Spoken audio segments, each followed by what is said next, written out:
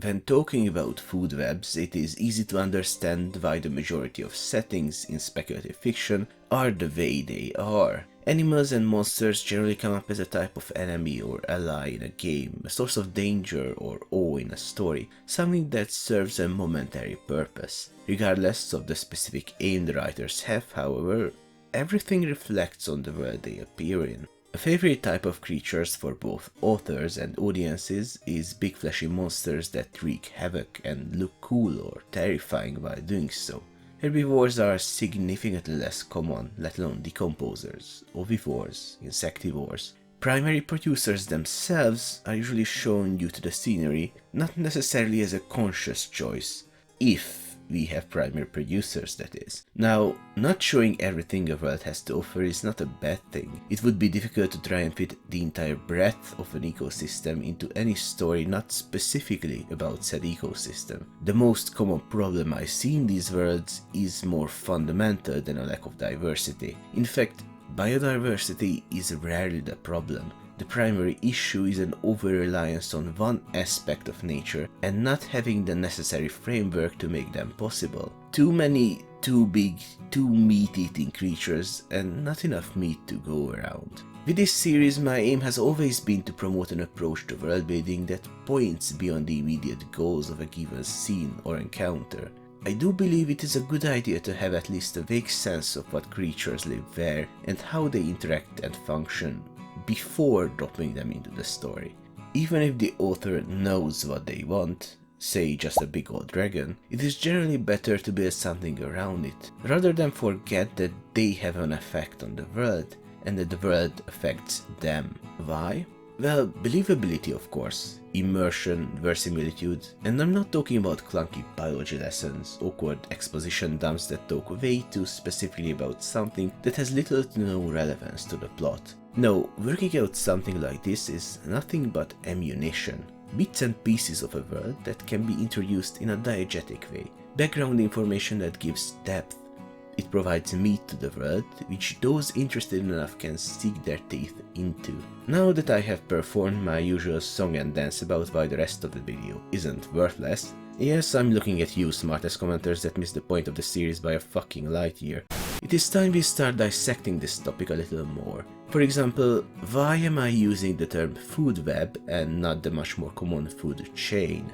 It's simple. Such relations are not as straightforward as a chain. We have all seen the very basic depiction of a food chain. Grass eats sun, bug eats grass, small animal eats bug, medium animal eats small animal, big animal eats medium animal. There are a million iterations of this, some of them even connecting the big animal back to the grass, which does leave out one small fact. Decomposition doesn't just happen, there are countless creatures, micro and macroscopic, that deal with the process.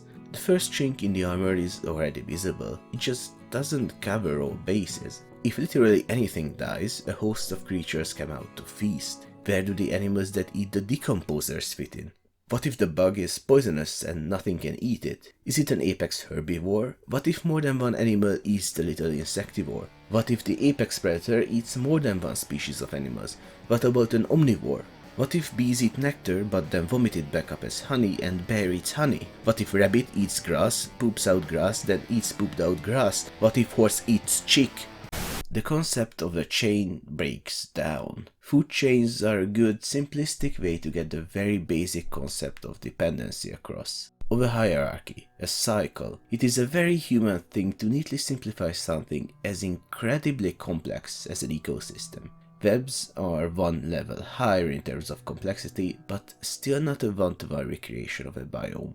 It would be incorrect to say that food webs are chaotic simply because they are also the result of human efforts to make sense of it all. As such, edge cases are not really considered, groups, commonly placed species, and some difficult to place niches, like parasites, are usually left out. The main reason for this is the utility of the entire concept. As I've said, they are most useful as a way to see dependencies, but for us, they'll be best used as templates, and surprisingly fitting ones at that. See that bird up there? That apex predator? That's your massive fuck-off dragon that defies physics with the sheer size of its chiseled jaw. All of this, all these animals, plants, bacteria, everything underneath, that's what practically needs to exist to make it happen. This is what we'll take a thorough look at in this video. An important concept within this topic is the various levels you can see on these illustrations. These are Trophic levels and denote far more than who eats what. If you've seen some of my previous worldbuilding videos, you probably know that I like to harp on about this stuff, but only because it is important for sound worldbuilding. So, an ecosystem begins with an external source of energy. This is most often the sun, but in rarer cases can be based on inorganic compounds, like a combination of methane and sulfur. No ecosystem can exist without this source, at least not for long, as life needs energy to happen. Even the most basic of bodily functions, like breathing or moving, converts energy into a form that cannot be regained by the ecosystem itself. There is nothing that can eat the movement of another creature, and if there was, the creature whose movement is eaten could not move as a result. Then there is also a need for raw materials, but that is quite obvious. Something cannot be created from nothing, so the basic building blocks of life are the various elements and compounds that make up the soil or its equivalent. A lack of organic compounds limits the complexity of life that can occur there, but it is always a gradual process trending towards higher and higher complexity. For instance, lichens can appear almost everywhere with very few available resources, and as they live and die, they create soil, a thin layer of soil with limited fertility, but soil nonetheless. Then mosses appear and continue the process at a slightly larger scale. At some point, more advanced plants like grasses can colonize, which also contribute to transforming the ground that previously offered little more than purchase. Shrubs, trees, any patch of land can become a forest if the conditions allow it and enough time passes. This is succession, and decomposers play a huge role in this, but let's put a pin on that one for later. So we first need to have the material and energy necessary for an ecosystem to exist. It might seem trivial, but it is quite important. Barren wastelands are significantly less likely to give home to more complex animals, let alone towering beasts. Moreover, sunless habitats like caves actually need a different source of energy for life to even exist in the first place. The reason for this is very simple. These basic building blocks, energy and matter, are what sustain the lowest Trophic level, which in turn sustains everything above them. Primary producers are most commonly plants, but in the absence of the sun may also be some chemosynthetic or even radiosynthetic organisms. They essentially take energy that cannot be utilized by other living beings and transform it into something that can. Just like with the prerequisites to life, there is no ecosystem without primary producers. They are the only Trophic level that is mandatory. No ecosystem can exist without them simply because they are the only organisms that can make life from something inorganic. They also need to be the most voluminous, the highest combined mass of all Trophic levels, as everything essentially feeds on them, directly or indirectly. Another point I repeatedly mention in my videos is the inefficiency of energy transfer between Trophic levels, which can be simplified into a 90% loss. Glossing over a lot of nuance, we could basically say that 1000 kilograms of grass will adequately feed 100 kilograms of rabbit, which will feed 10 kilograms of fox. That being said, this is just a rule of thumb. Transfer can be less or more efficient, and it's usually a better idea to calculate it in joules rather than kilograms, but we are not writing a scientific study. We are building a fictional world, and this is an easier way to contextualize it. So, a rocky region with barely more than moss growing on it will not sustain a horde of dinosaurs. A habitat with nothing but sand and rock will not feed city-sized worms. A lush, healthy, abundant layer of primary producers is the prerequisite to anything large or plentiful. Primary producers that are fit for the environment they appear in. This is very easily shown to an audience in a diegetic way, and it often invokes a primal understanding too. If the setting is a jungle, expecting big and exotic creatures is natural.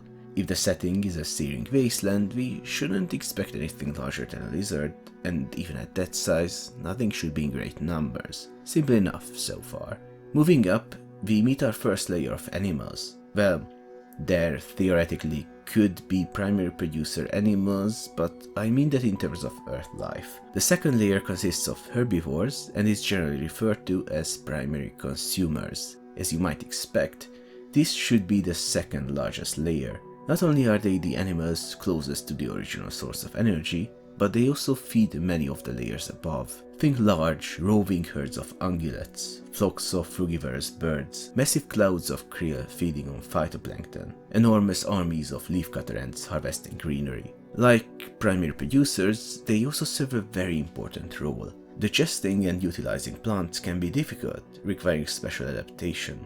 For example, cellulose requires specific microbes and enzymes to be digestible, so while acquiring the food is often easy, absorbing and transforming its components cannot be done by anyone. Now, not all plant-based food is equally difficult to digest. Fruits, for example, do not need that much specialization, and are even eaten by otherwise carnivorous animals, like martens and bears. However, the most abundant resource of primary producers are leaves and stems after all, so it is no surprise so many species consume them. And through consumption and digestion, they make them more easily accessible to other animals in the form of fat and meat. As I've said, all layers above are based on the resources produced or rather converted on this layer. At least to some extent. Energy transfer losses are still not that bad here, and animals directly feeding on them, secondary consumers, can still be rather populous.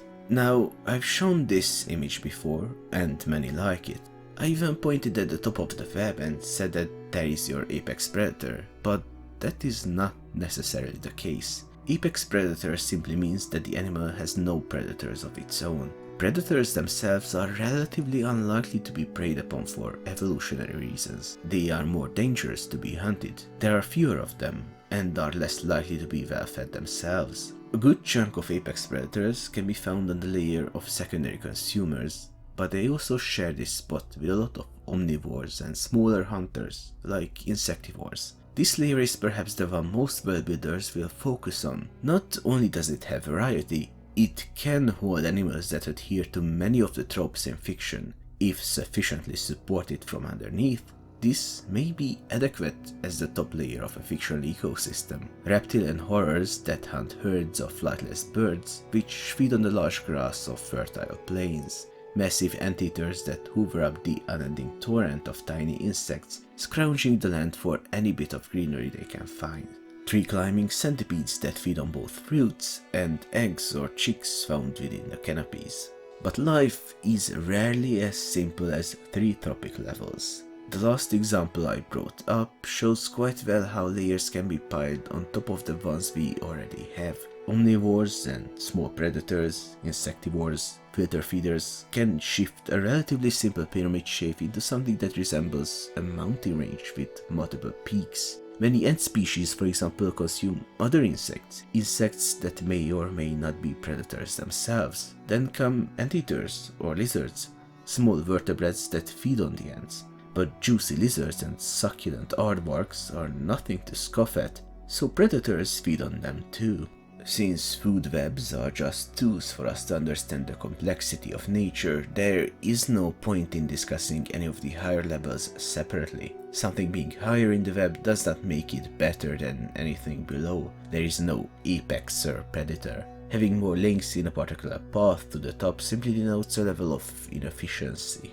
Remember, energy transfer is only about 10%. This could be my catchphrase at this point. Regardless, if food goes through more entities before reaching the top, fewer and fewer animals may exist there. If a predator is feeding on a predator, only a relatively small population can be sustained without overexerting their prey pool, causing both to go extinct. Might not look like it, but even if we are just talking about a mid-sized raptor hunting, say, wading birds, a single 600-gram individual would need about 6 tons of plant biomass to comfortably survive. That would be about a 6 square kilometer area of average vegetation, according to this study. Naturally, this is an extreme and very controlled example. Not everything they eat will go through this many levels. Still, quite a few square kilometers worth of food for thought. If you want something big, it is best to keep it as low a trophic level as possible. If you want something with a large population, best keep that trophic level low. You want something that is both? That's probably a primary consumer or producer, so a low trophic level. Plantymons, that is any creature capable of locomotion and some form of production, be it photosynthesis or something else, those can shift the web a bit. However, I do not think they would prop up the levels above them by game-changing amounts. The thing is, they must be at least on the same level as primary consumers. If they do not eat anything, then they do not need to be moving around much. When you are a primary producer, the best strategy is to be stationary. Keep any form of movement to a minimum. They'd convergently evolve to be just plants with extra steps and occupy extremely similar, if not the same, niches. If they consume, however, that means they also have upkeep. They'd very likely eat more biomass than they produce, energy transfer inefficiency and all that, so they are simply a somewhat more efficient chunk of the primary consumer bracket. A given area could sustain a larger population of them than a herbivore of equivalent size, therefore more predators would exist in that area too. So I guess this is one way to push ecosystems to greater heights than it would be possible on Earth. Quite easy to diegetically convey too, just have plantymals show up here and there. Now, I'm not going to touch on yield increase by magic, super materials, divine intervention and the likes for two reasons. First off, there is relatively little I can add there regarding this topic, as those would be highly setting specific and their believability, or realism as I like to call it, hinges on the world building that supports those aspects. Secondly, talking about those subjects warrants dedicated videos. I actually already have one of them made, so if you wanna check it out, it's right there, to the right among the recommended videos. Probably. I don't know actually, I have no idea how the algorithm works, and nobody clicks on those little white bars that pop up at the top during the video. Why should they? They are watching a video right now. I'd hope they intend to finish it before getting sidetracked. It's also a pain in the ass to set up, having to look for the exact timestamp, and I have no idea if the feature will be discontinued after a while, making me look like an ass pointing at nothing and referencing something the audience does not even know about. But I digress. We have covered the web itself, but there is always something depicted right beside it. Decomposers, an extremely important and highly varied group that does not slot in neatly with the rest of the web. As you very well know, everything dies, but carcasses and dead plants do not become soil on their own. It is the tireless work of a multitude of creatures that decompose everything into resources, which can then be utilized by primary producers yet again. Not unlike the first two, or arguably three trophic levels, there is no functional ecosystem without this group. It is mostly invertebrates, fungi and bacteria that occupy this often overlooked segment of life. In fiction, we like ravenous worms and autonomous mushrooms, but they hardly work like that. Decomposers are not hunters. They do not evolve to attack and kill, or even move about in some cases. Animals go looking for dead material at the right stage of decomposition for them, be it a fresh carcass or a well-aged lump of shit. They do need defense mechanisms, and in some cases do fight over food, but that's the extent of their ambitions. Fungi and bacteria simply grow or proliferate, hoping that them or their offspring will be at the right place at the right time for some stuff to decompose, which usually happens as that stuff gets everywhere. Some decomposers have means to suspend their life, lie dormant until they come into contact with something edible again. So this would be a predator, something on a consumer layer. This? Well, this would be so far removed from a mushroom, it would be like calling us a velvet worm. Like, we do have some shared ancestors, but that's more of an insult than anything else. So, I guess the vast majority of fiction depicting mushroom people being intimate with actual mushrooms would be very demeaning to actual mushroom people. Just like me calling them mushroom people. Everything can be a hate crime with the right context, I guess. Anyway, the thing about decomposers is that they are relatively difficult to pin down in terms of required biomass or probable population size. Depending on where they do their part in the journey from death to soil, as well as their habitat range, it can all change drastically. What complicates things even more is that some animals may feed on them too. Just think of moles and earthworms. It's very difficult to reliably do the energy transfer efficiency calculation here. When designing a decomposer, the best rule of thumb is to keep them small and abundant, outside of the harshest environments, that is. Decomposition hardly happens in extremely arid and very cold environments. That being said, the cold is often just a pause button. Carcasses emerging from beneath a thawing layer of snow will quickly become a buzzing nexus of life. In the desert, however, corpses often get preserved in a desiccated state, mummified if you will. Moisture has a lot to do with all this. When it comes to world building, decomposers are extremely important, but they are also practically a given.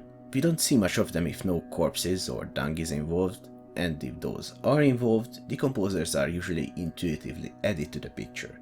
Buzzing flies, discolored flesh, oozing slime, one can add all manner of exotic and creative new life to the mix and only has to look out for three things. The environment allows for their existence, they are relatively small, and they have defensive rather than offensive tools. On the other hand, their absence could be an interesting and immersive storytelling device. A large amount of death where things don't decompose. That easily leads to an eerie scene. It can already happen in our world, as I said. Arid sand deserts or frozen wastelands would preserve the bodies in some form rather than returning them to the soil. However, in fiction we can take this to even greater extremes. Space is one place where decomposing organisms have trouble staying alive, meaning anything dead would pretty much stay as it was, save for the occasional celestial bodies that cross its path. Think a great eldritch creature that somehow existed in space, or the aftermath of a war.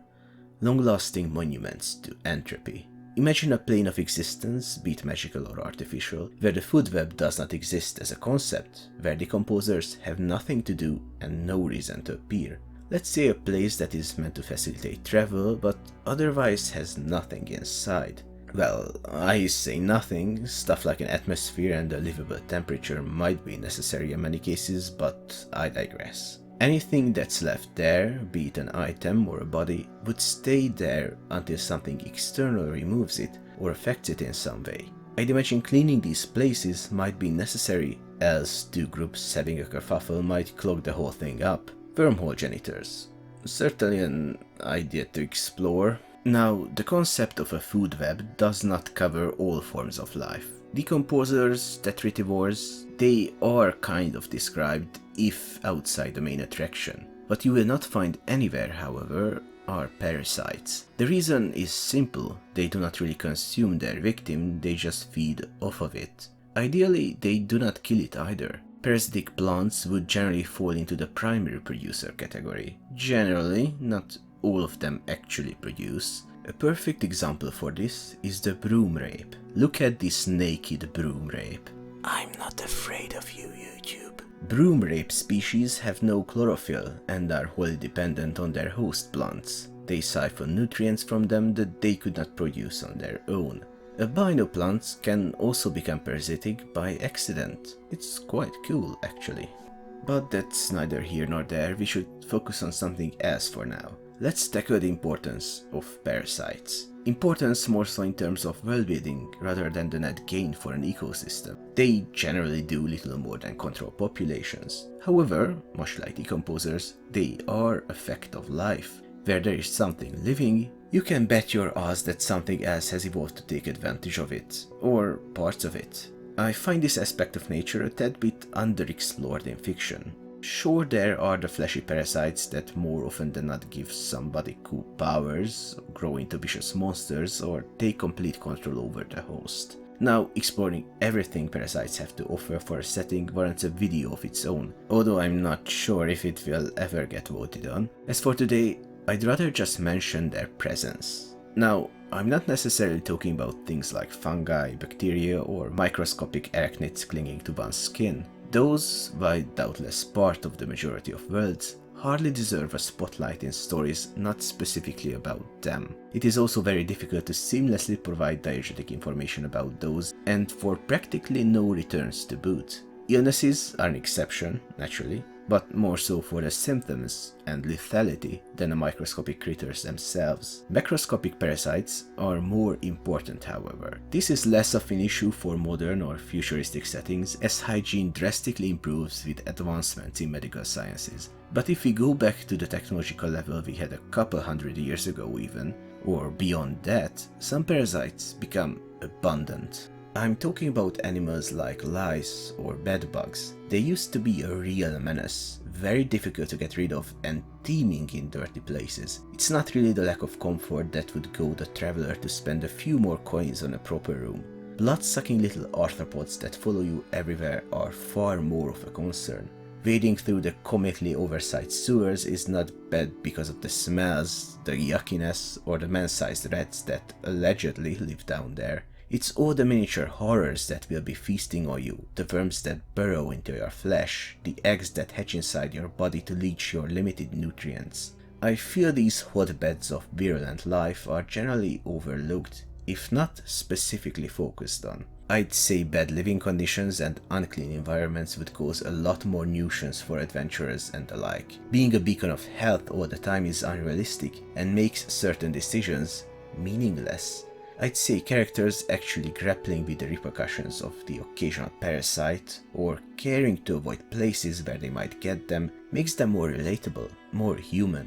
The swamp does not have to be teeming with large predators for someone not to want to wade through it. Nobody wants something to slither its way up their orifices, yet these reasons are seldom utilized. Which is basically my whole point with this topic. We tend to grab the neatest parts of nature to put into a world and not care about how they fit together without the supporting pillars underneath, or neglect to add elements at all that should be abundant. With a little bit of thought and light references, an ecosystem can be made truly lifelike without any detriment to the story. Anyway, I think we have explored the general concept of a food web to a reasonable extent. There are some parts we have touched on very lightly, but I have little else to add there. This whole topic might seem monumental when you set out to construct a setting, or just an area of a setting, but it's more intimidating than it is difficult. The complete extent of a food web is not a baseline requirement for a world, and it can pay off to leave some gaps to fill in later. It's all about finding the most important knots on the web, designing them, and seeing how the connections fit around them. If you create a couple dozen species in total for an ecosystem, I'd say you have laid a very firm foundation that you can build on in any direction. Right, that's about it I guess. Thanks for watching. Here's a mandatory comment that I'm taking too long to work on videos. It's part life, part diminished motivation. I could blame it all on YouTube, but I don't think there's any point to that. Were not, I'll keep on chipping away at videos, but it might be some time before I return to churning them out as I did back in the day. It's just a hobby for me after all. Anyway, hope to see you next time. Bye.